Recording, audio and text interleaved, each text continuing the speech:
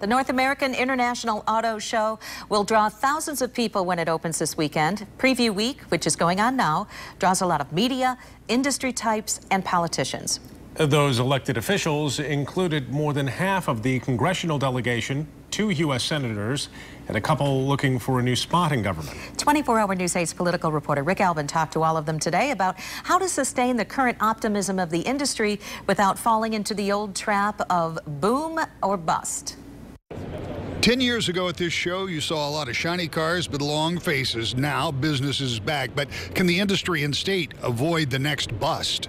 And frankly, with that boom and bust of autos, affected everybody. My family in construction and office furniture makers, everybody was affected by that. Now the hope is that by preparing for the future, a more autonomous, technology-driven future, Michigan may be well placed for what's next. Does that kind of insulate us from that boom and bust? Well, it would if we for sure grab this. Upton points to a bill passed in the House clearing the way for self-driving cars, a way to grab the future of the auto industry.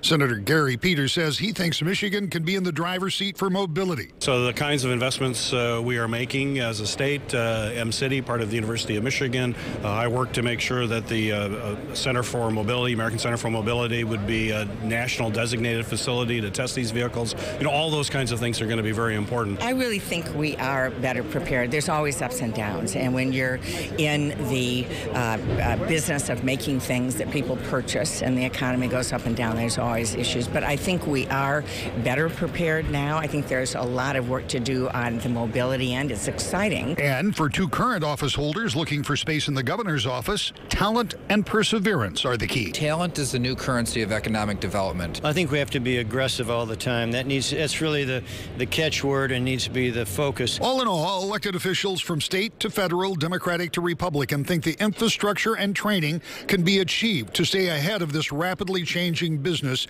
in Michigan. I am absolutely committed. Everybody talks about Silicon Valley. Come to Michigan. We are at the epicenter of the transformation of mobility. And that optimism seems to be shared by many who are displaying here at the North American International Auto Show. In Detroit, I'm Rick Albin, 24-hour News 8.